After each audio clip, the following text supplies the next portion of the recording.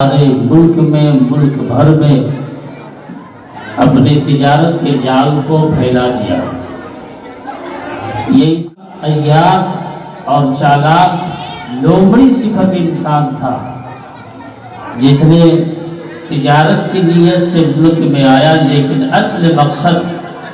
یہاں کے باشندوں کو اور یہاں کے رہنے والوں کو غلام بنانا تھا، یعنی جس میں اس کا ہو اور مرضی یورپ اور اسی طرح سے انگریزوں کی چلے،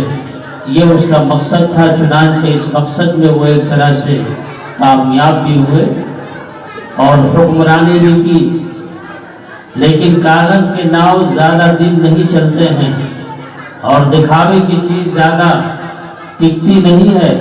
بلکہ وہی چیز کارآمد ہوتی ہے جو حقیقت میں بھی حقیقت ہو اور مضبوط میں بھی مضبوط تر ہو۔ چنانچہ ملک کو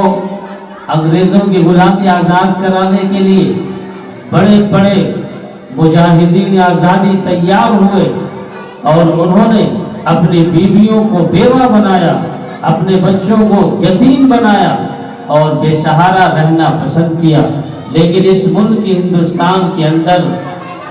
انگریزوں کی غلامی کو پسند نہیں کیا۔ گرتے ہیں شہسوار ہی میدان جنگ میں، وہ طفل کیا گرے جو گھٹنوں کے بل چلے۔ وہ طفل کیا گرے جو گھٹنوں کے بل چلے، راہ خود بڑھ کر بتاتی ہے نشان منزل، راہ خود بڑھ کر بتاتی ہے نشان منزل۔ کوئی چلنے والا بھی تو ہو گردش ایام کے ساتھ، والذین جاہدوا فینا لنہدینہم سبلنا۔ چنانچہ اس کے لیے تیار ہوئے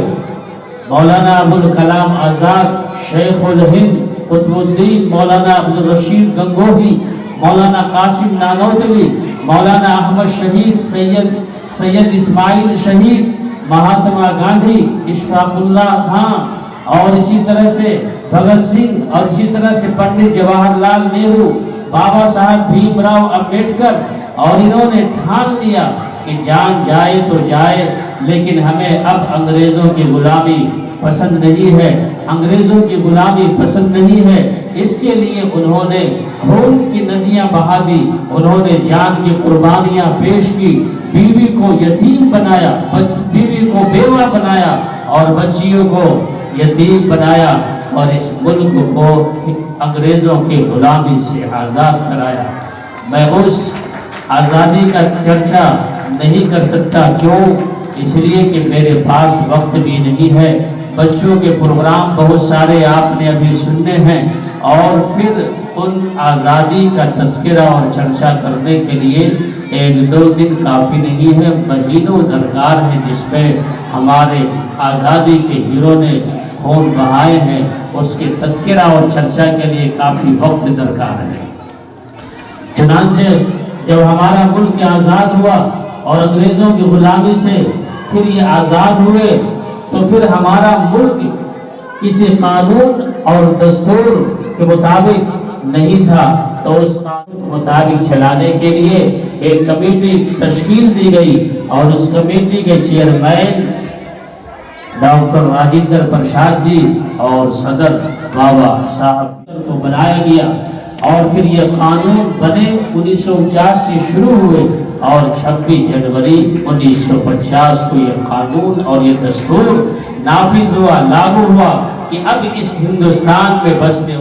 میں رہنے والے، چاہے ہندو ہوں، سکھ ہوں، عیسائی ہوں، مسلم ہوں، ہر ایک کو اپنے مذہب کے مطابق زندگی گزارنے کا قانونی حق ہے اور دستوری حق ہے۔ اپنے طرح سے رہنے، سہنے، کھانے پینے اور زندگی گزارنے کا مکمل اسے اختیار ہے۔ یہ سنویدھان ہمیں اجازت دیتا ہے، یہ قانون ہمیں اجازت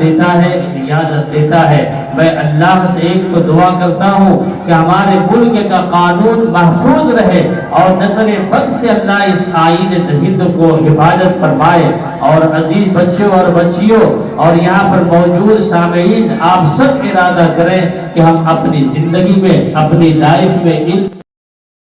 پڑھانے والے اساتذہ، چاہے وہ مرد ہوں یا عورت ہوں، حفیظ اللہ باللہ۔ جے ہند، جے بھارت۔